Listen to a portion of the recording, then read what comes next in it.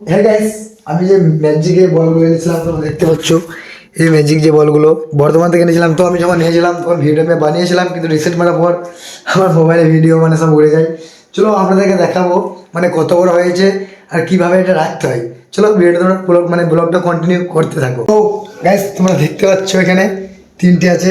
তো এগুলো প্রথমে কী করতে হয়, এগুলো যখন ছোটো ছোটো বলের মতো আসে, সেই বলগুলোকে নিয়ে পানিতে ভিজানোর পর মানে 12 ঘন্টা পর তারপর পানিটাকে ফেলে মানে অনলি শুকনোর মধ্যে রাখতে হবে। তো এটা বলেছে তুই কি 3 বছর ওয়ারেন্টি আছে, মানে গ্যারান্টি 3 বছর ভাই একরকম থাকবে পানি না দিয়ে শুকনো। বেশ, তোমরা দেখতে পাচ্ছ ম্যাজিক বলগুলো কিন্তু খুবই সুন্দর লাগবে।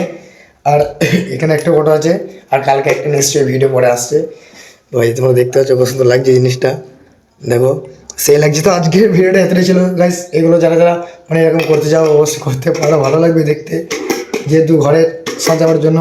তো আপাতত তোমার তিনটে রেডি, ঠিক আছে, তিনটে কমপ্লিট। তো আজকের ব্লগটা গাইস এতটাই, দেখা হবে নেক্সট ব্লগে। Bye bye, tata, bye bye, tata.